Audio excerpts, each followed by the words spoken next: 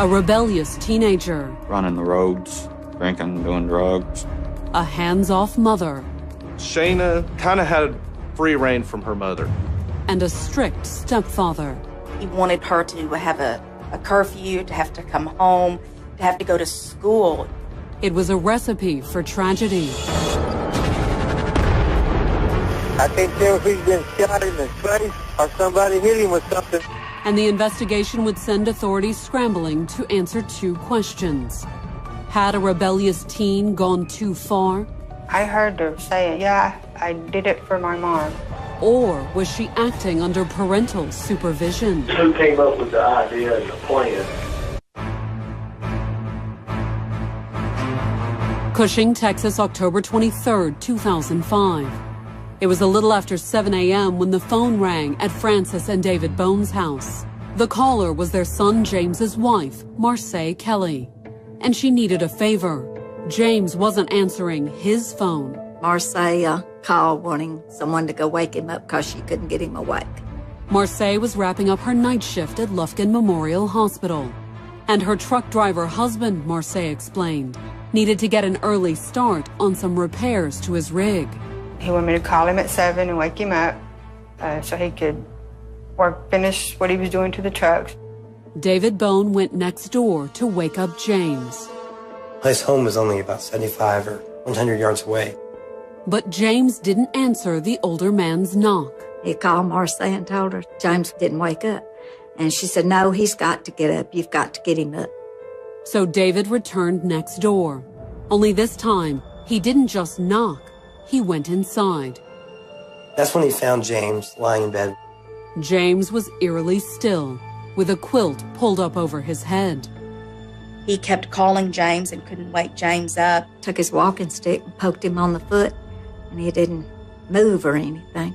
So he pulled the quilt back. And that's when David Bone discovered why he couldn't wake James Kelly. 911. This is David Bone. Okay. Hey, please ask my stepson. What's going on? I think he's dead in the bed.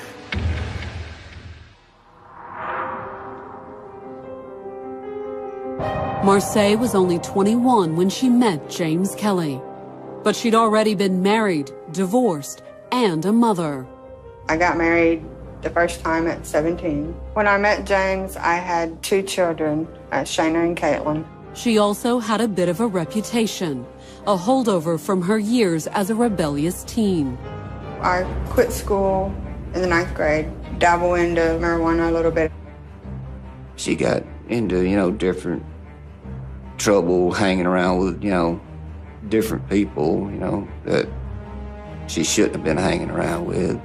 In fact, that's how she met James in 1992. James and Marcia met, I guess you'd call it, with the crowds that run around. They'd do a lot of street racing during that time, and that's actually how they met. 2 years younger than Marcia, James was a classic good old boy. All he wanted to do was go out and have a good time, and it consisted of something that went fast or made lots of noise. And Marcia seemed like the perfect girl for him. He loved the fact that she liked to play. And the four-wheel drive trucks, they had a lot in common on that. James and Marcia dated off and on over the next few years. Marcia had a 3rd daughter with another boyfriend, and James had 2 sons with another woman. Then, 2 events changed James and Marcia's lives. In 1995, a probation violation put James behind bars. During the time he was in prison, Marcia and James would, correspond back and forth. After he got out, he started actually trying to do better. Meanwhile, Marcia was dealing with a tragedy of her own. Her mother and her daughter Caitlin died in a house fire. And the disaster almost claimed the life of her eldest daughter as well. Shayna attempted to ride her bicycle out in front of an 18-wheeler to go be with her grandma and her sister. The suicide attempt earned 6-year-old Shayna a brief stay in a mental hospital. From that age on, Shayna was a child that pushed people away. The incident was also a wake-up call for Marcia. She had went back to school. She became a respiratory therapist. Released from prison, James had saved enough money to buy a truck and went into business for himself. He had really seemed to straighten his life out. He was a hard-working individual. And before long, James and Marcia were dating again and trying to build a better life together. Marcia and her daughters moved in with James and his sons, living next door to his mother. I have 8 acres, and my mother-in-law had a house. I had a trailer. James had a double wide. And in 2003, more than a decade after their first date, the couple married. She wanted to go just in front of the Justice of the Peace. And James told her no, he would get married in a church. And they did. They got married in a church. And he was happy. He really was. At that day, you would have thought he owned the world. James didn't own the world, but he did own 2 more trucks. By the wedding, what had started as a one-man operation had grown into a small firm. If you have 3 trucks and you're working every day, you can make pretty good money. Marcia was making good money too, investing some of her hospital salary in a side business. I had bought some bounce houses and started a part-time rental business that I would do on the weekend. And I continued also to do my work as a therapist and the paperwork for the trucking company. So, I mean, we both stayed really busy. But the money they earned did offer ample opportunity to enjoy their time together. We like to go to a place called Shiloh Ridge. It was a 4x4 mud park. They would go down there and play in the mud, and from the time he was a little bitty, he loved to play in mud. If there was a mud puddle, he's gonna step in. But James and Marcia also had another hobby, fighting. You know, James always thought he was right, and Marcia always thought she was right. Somebody's got to be wrong. Can't be 2 rights. And, you know, they bickered and argued. There were some times when me and James were arguing or fighting, or mostly we'd been drinking. But after every argument, Marcia and James found a way to make up. He loved her, and he was just kind of there to do whatever she wanted to do. She wanted a car. He bought her a '68 Camaro. She wanted a 4-wheeler. He bought a 4-wheeler. By 2005, the blue-collar couple was moving into the middle class. But their material possessions masked tensions threatening to tear the family apart. October 5th, 2005, Marcia found herself in the middle of another argument. This time, it wasn't with her husband, but with her 16-year-old daughter, Shayna. I had asked her to clean her room, and she got mad, and we ended up getting in an actual fight, like fist fight. Sheriff's Department got called out because Shayna and Marcia got into it pretty bad. In fact, they were still at it when the deputies arrived. She had pushed me into the glass screen door, and I had a spot on my head that was bleeding. Shayna was arrested on that, and as a result was placed on juvenile probation. Shayna's arrest was the culmination of a battle that had been brewing since Marcia's marriage to James when Shayna was just 13. No stepfather is going to come on the scene at that kind of age and be able to take over a successful parenting role even under the best circumstances. Shayna's circumstances were far from best. Not only had she been struggling with the trauma of her grandmother and sister's untimely deaths, she'd inherited all her mother's teenage rebelliousness. Shayna was pretty wild, running the roads, drinking, doing drugs. She was a troubled child. She had been spinning out of control for a while. Not that her mother had tried to control her. Marcia really allowed Shayna a lot of privileges that most children would not be accustomed to and probably should not be allowed. I felt like if I gave them what they wanted or let them do what they wanted, it was kind of to make up for me not being there. Shayna had begun skipping school on a regular basis. And much like her mother before her, she'd fallen in with a tough crowd. Shayna was hanging out with people who had been involved in the juvenile system as well as the adult criminal justice system. It was a world her stepfather knew well, a world he'd been determined to keep his stepdaughter away from. James was always trying to correct Shayna, more or less be a father figure to her. She didn't want that. And she would tell him, "You're not my father." The friction between James and Shayna had led to arguments between James and Marcia. We had different ways of raising the kids. That was most of our arguments and fights. Anytime I would be around, it was a problem. It's like he developed an attitude anytime I came around, and you could feel when somebody doesn't want you around. So Shayna made an effort not to be around at all. I felt like that I was the cause of their problems. So when I got old enough and I got a boyfriend, I moved out. It seems like their relationship was better when I was gone. She did move out with her boyfriend. She was almost 15, but she was still 14. Marcia had done little, if anything, to stop her. For Marcia to have allowed her 14-year-old daughter at that time to move out of the residence and go live with a boyfriend just kind of shows that it was a relationship that she and her mother shared that would not be typical. A few weeks later, Shayna was back home. And by 2005, James's tougher parenting approach appeared to be rubbing off on Marcia. When Shayna moved out again at 16, Marcia had taken action. So I went and got her things and made her move home. Within days, mother and daughter had come to blows. If James and Marcia hoped the arrest would turn Shayna around, they were sadly mistaken. If anything, she became wilder, taking up with a new 23-year-old boyfriend named Dallas Christian. Dallas Christian was a registered sex offender, not somebody that ideally one would think you would want your daughter associating with. Marcia apparently didn't object, but James Kelly certainly did, though arguing with Marcia did no good. I think he was to the point to where he was tired of all the arguing and everything. By October, with James's patience wearing thin, the fights with stepdaughter Shayna took on a new, threatening tone. She'd tell him, "I'm gonna kill you one of these days." Saturday, October 22nd, 2005 was technically a day off for James Kelly. But there was little downtime for a small businessman with a fleet of hard-working trucks. He was doing some maintenance repairs on them, brakes and oil changes and stuff. By 6, when Marcia was starting her overnight shift at Lufkin Memorial, James was already up to his elbows in engine oil, and he would stay at it for hours. I talked to James a couple of times early in the night. He was still working on his truck. At least he could work in peace. Shayna had disappeared with her new boyfriend, Dallas Christian, and a younger boy by the name of Colton Weir. Shayna, Colton, Dallas were out riding, partying, drinking. Finally, at a little past 3 a.m., James Kelly could do no more. He was ready to take a shower and get ready for bed.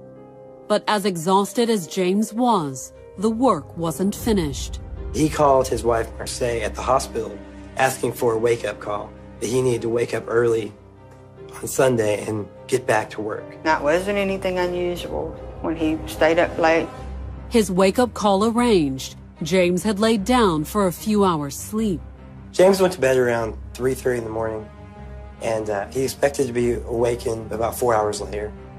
But James would not be answering his wake-up call. She started trying to call him, and he didn't answer the phone. But he didn't answer because he was dead. That's the reason.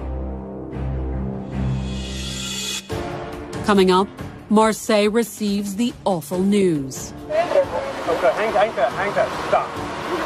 Stop, take a breath. And the investigators wonder, was someone in the family running with a deadly crowd? Sunday, October 23rd, 2005. It was about 8 a.m. when Marcia Kelly's father-in-law, David Bone, dialed 911 and reached the Nacogdoches County Sheriff's Department.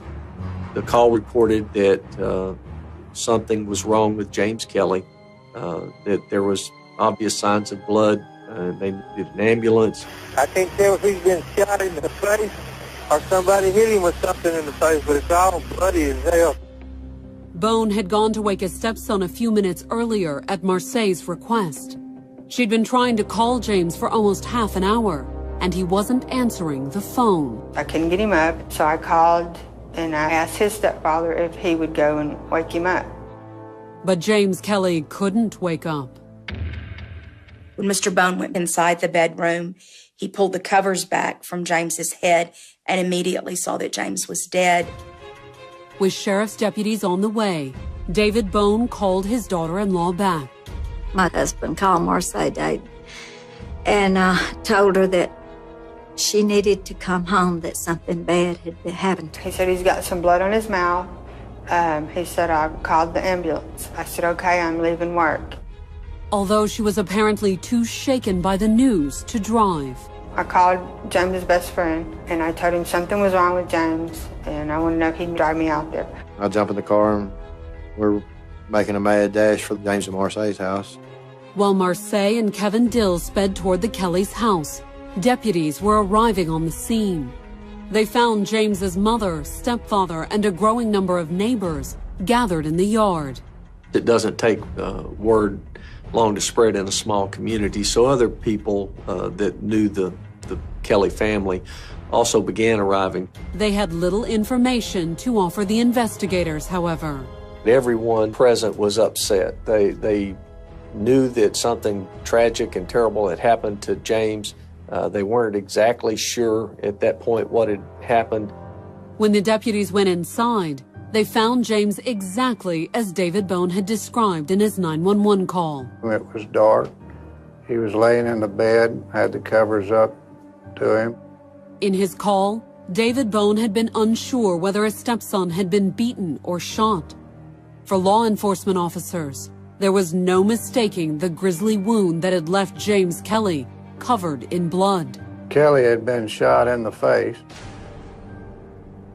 We had a homicide on our hands. Was it an intruder? To police, nothing seemed out of the ordinary. It did not appear that anything else had really been disturbed.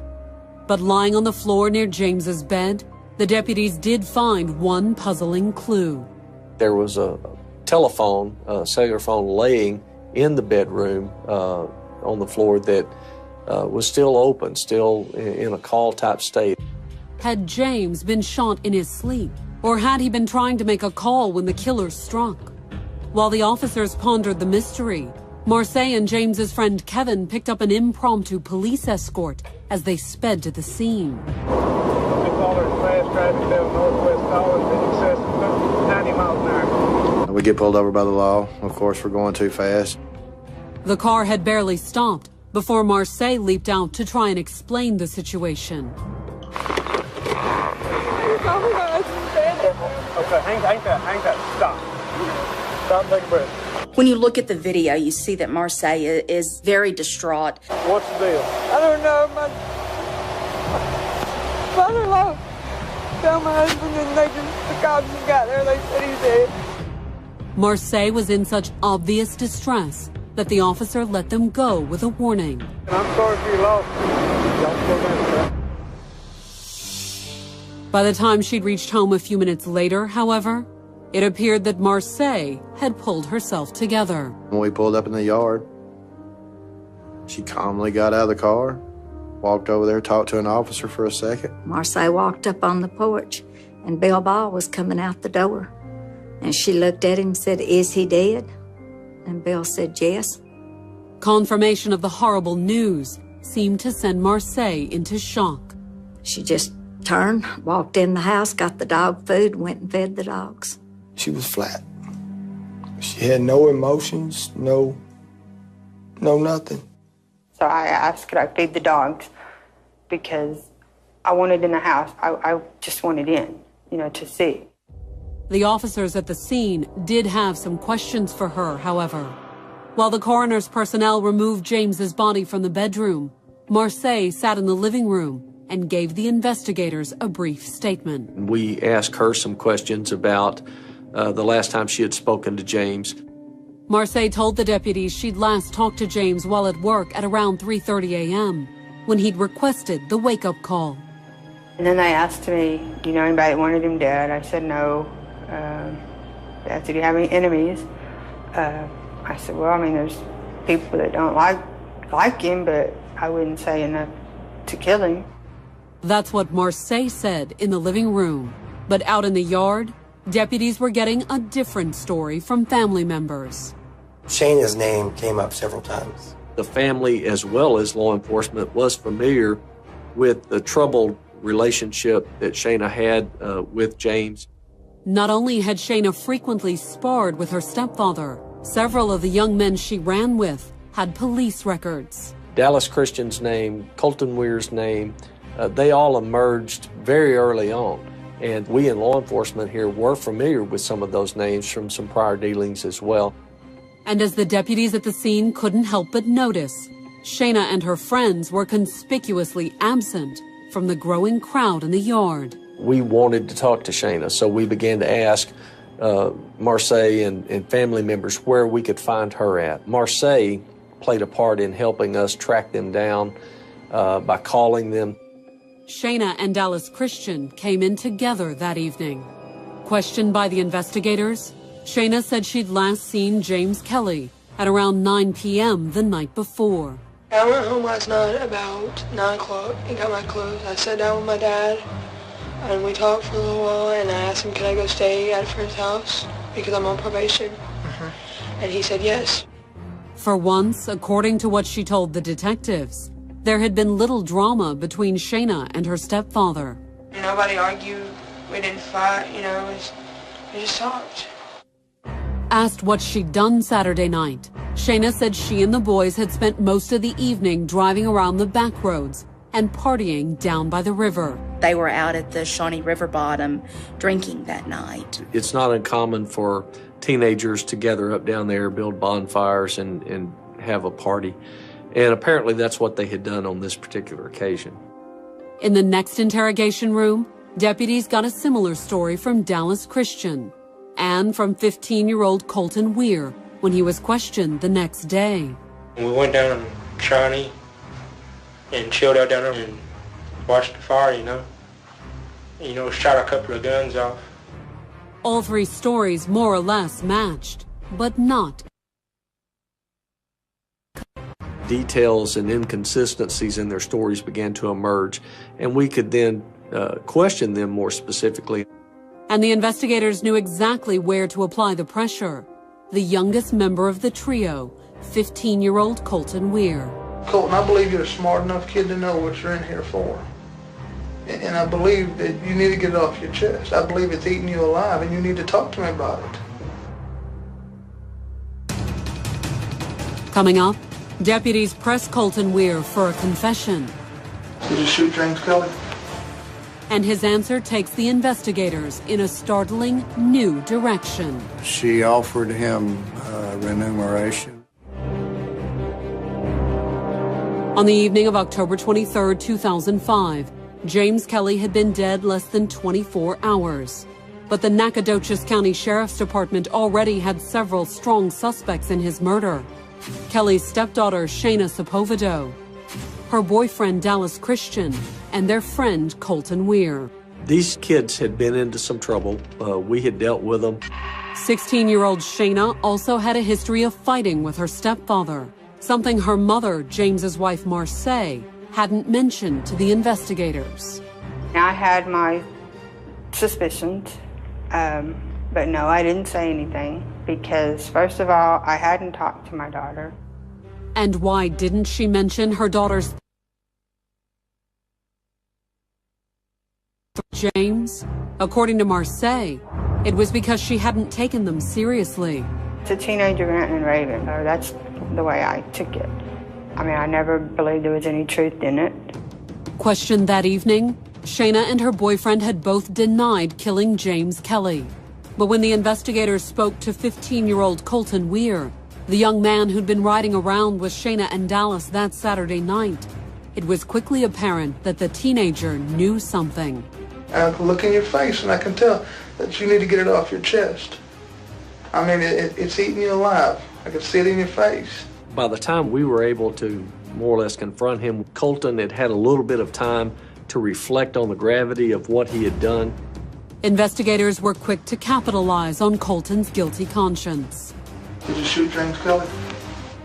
On the verge of tears, the teenager could only nod. Colton Weir confessed to them that he had been the person that pulled the trigger. After you shot, what did you do? Ran as fast as I could because I was scared. Then the teen went on to reveal what he said were the full details of James Kelly's death. The kids had gone out partying. They were all together. They had already discussed and planned the fact that this murder was going to occur, and they were just kind of looking for the right opportunity. According to Colton, the opportunity had come early on the morning of October 23rd. That's when Colton claimed that he, Shayna, and Dallas had driven out to the house where James Kelly slept. Shayna and Colton got out of the car, got a gun and some gloves out of the trunk of the car. They went to the house where Shayna let Colton in the house, showed Colton where James's room was. Shayna comes back. I think she gets sick to her stomach. She comes back, gets in the car. Meanwhile, Colton had snuck into the bedroom. Where was James at when he went in the house? In his bed. He gets right up in front of James Kelly, who is asleep, and he pulls the trigger. Then, according to Colton, the trio had gone back down to the riverbank. They threw the gun into the river and they burned a few items, some gloves, a sweater that somebody had been wearing. A confession, a list of accomplices, the location of the murder weapon. By the time Colton finished, only one question remained. Why would he go along with the plot? She offered him remuneration, like she referred to it as a ride, meaning a vehicle of some kind. Only according to Colton, it wasn't Shayna who'd offered. By who? By Marcia. It was a stunning statement. But was it true? Was Marcia behind her husband's murder? When the investigators confronted Shayna with the news of Colton's confession, she denied everything. Shayna didn't say anything that helped the investigators. Dallas Christian, on the other hand. If you had to say, here's who came up with the idea and the plan, who's most responsible? Shayna and Marcia. Shayna and Marcia, both. Yes, sir. Marcia Kelly's name continued to emerge by the other co-defendants in the case as having been involved in the planning and the encouraging of this act, even to the point of offering them money and vehicles and things of that nature if they would carry the act out. Dallas even told the officers how after the shooting, Shayna had called her mother and told her James was dead. The job's done. That's what Shayna said to her mom. The job's done. By Tuesday evening, 2 days after James's murder, Colton, Shayna, and Dallas were all in custody. But a warrant for Marcia's arrest would have to wait. The investigators needed evidence to confirm that Marcia was the mastermind behind her husband's murder. We had to establish a more affirmative link than just their word. So when Marcia turned up at the sheriff's department on Tuesday, it was merely to provide moral support to her daughter. And as the teenager was booked on murder charges, she finally broke down. In the office with one of the deputies, I heard her saying, yeah, I did it for my mom. I didn't want him making her cry anymore. Shayna may have stopped all the fighting in the Kelly household, but did she act alone? Or was her mother involved? That was the question sheriff's deputies had to answer. We needed to look at her, or continued to look at her, as a potential suspect. But to the rest of the world, Marcia was a grieving widow, busy with arrangements for her husband's funeral. Meanwhile, the investigators were equally busy looking for evidence to confirm Dallas and Colton's statements. They searched the place where Colton claimed they tossed the murder weapon. We did recover the rifle out of the river, and also the scene where they burnt the sweater and the gloves. There were still remnants there from where they did that. We were very pleased to have that physical evidence. But while the gun appeared to confirm Colton's account of the shooting, it didn't necessarily incriminate Marcia. There was something that could, however. In his interrogation, Dallas Christian claimed that Shayna had called her mother and informed her that the job was done. Cellular phone records played a very vital part in us being able to link Marcia When the investigators subpoenaed Marcia and Shayna's phone records, they revealed a series of calls between mother and daughter over the course of the night. Marcia's phone calls to Shayna before James was shot and after James was shot very much put her in the role of at least being a participant. The phone records also confirmed that Marcia and James had spoken several times over the course of the evening. But instead of arranging a wake-up call, authorities were beginning to suspect that James Kelly had unwittingly signed his death warrant. Those phone calls were her attempts to try and determine about what time James was planning on going to bed and that it was okay to go up there and carry this act out. And then there was the mysterious matter of the open cell phone deputies had found lying by the bed. The last call made from that phone had been to Marcia Kelly. The fact that the phone was found open and that the last call had been made well after James supposedly turned in raised an intriguing possibility. We really believe that Marcia had staged this to be able to hear the gunshot as this act actually took place. On the afternoon of Wednesday, October 26th, Marcia Kelly met with her late husband's family at a local funeral home. We had a private viewing where we could open the casket. Midway through the viewing, Marcia got a phone call. It was the deputy. He said, come down here, something anyway. They had a few more questions for me. Marcia arrived at the station annoyed. James's funeral was just hours away. I asked them if we're going to be done in time for me to make it to the services that night. The answer was no. He said, this may come as a shock to you, but we have a warrant for your arrest. And now I asked him for what, and he says murder. The deputy was right. The news did appear to shock Marcia. She acted dumb, like she didn't know what we were talking about, and I just can't believe this. I said, you know, why? And he says that I hired Colton. I thought it was just a mistake because I knew I'd never talked to Colton. I've never asked Colton to kill my husband.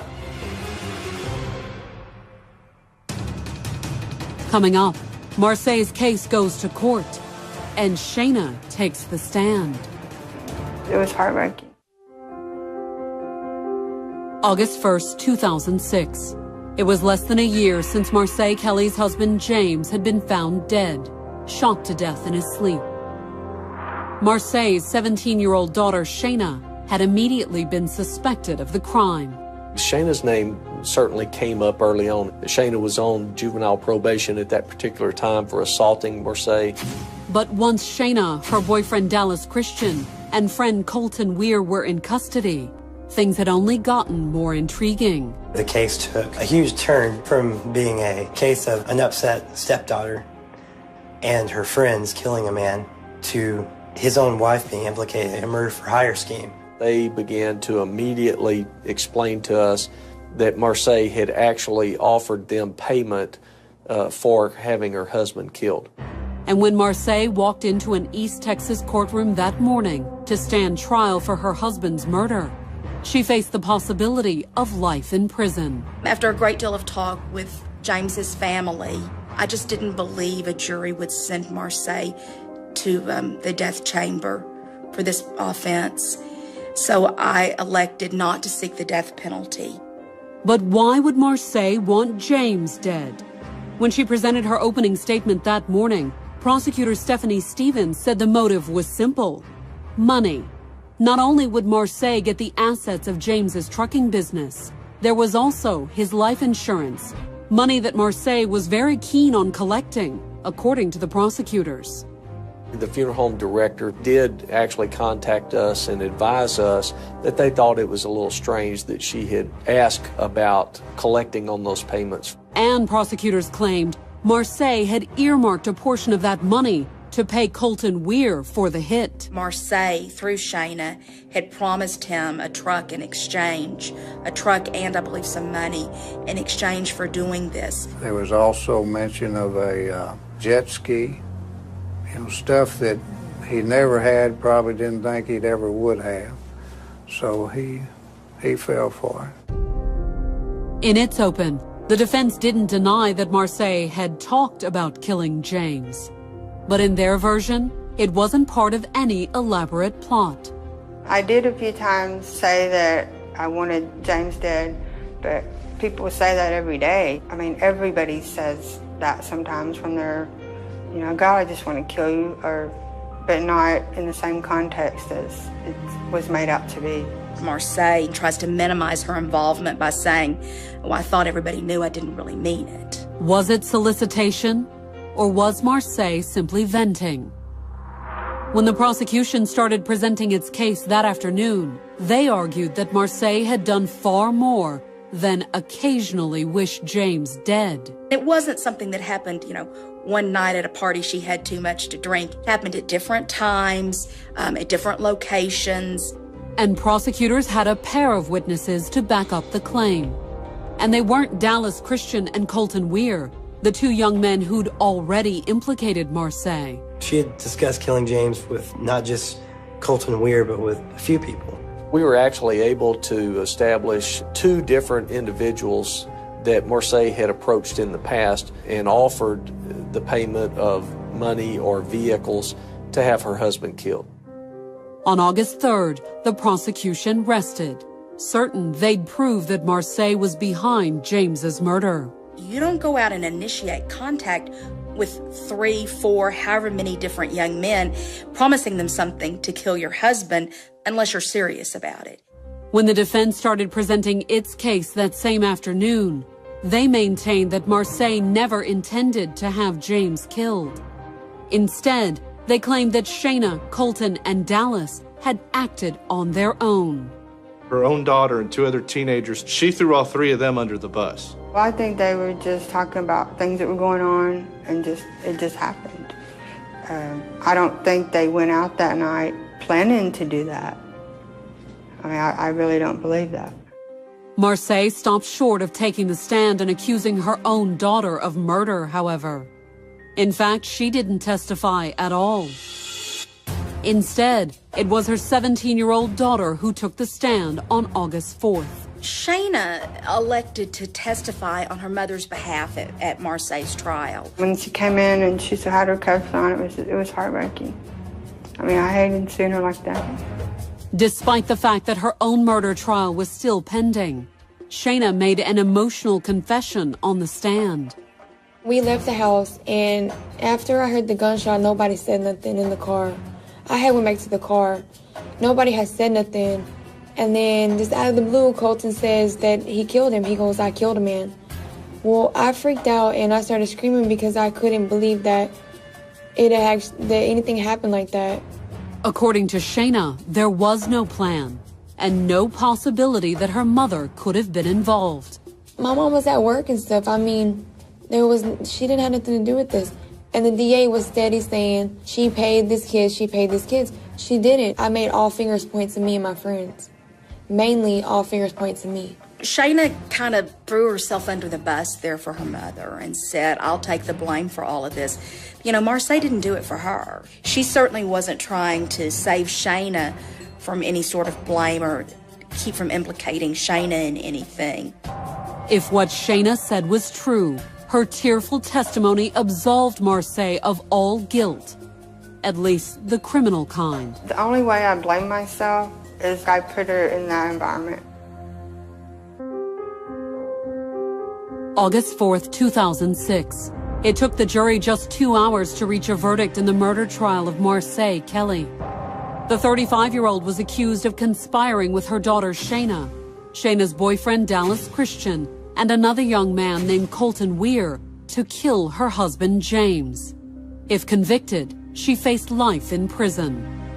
Once somebody's convicted of capital murder, the sentence is automatic. But that was only if convicted. Just hours before the jury returned to consider a verdict, Marcia's daughter Shayna had made a stunning confession. On the witness stand, the teenager had taken full responsibility for her stepfather's death. I felt like my mom didn't love me because of her husband. And I felt like I had to fight for that love. She wanted her mother's approval. She wanted it so much that she was willing to kill James Kelly.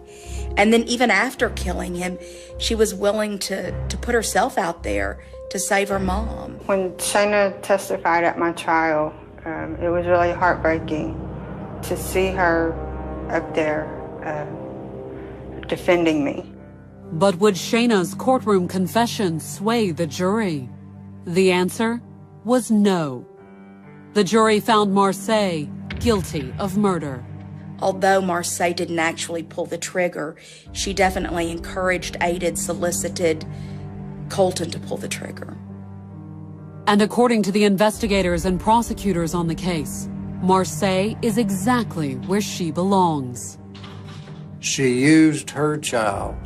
She used her child's friends and other people to get what she wanted.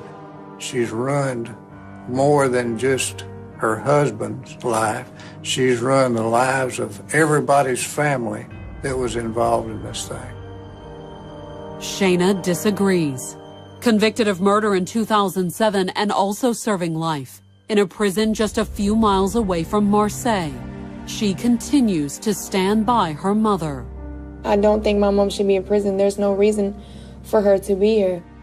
Marcia, now serving life without parole, maintains she did not murder James, but she does accept some share of the responsibility.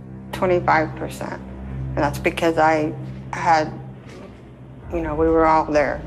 As far as the actual murder itself, I don't feel responsible for it.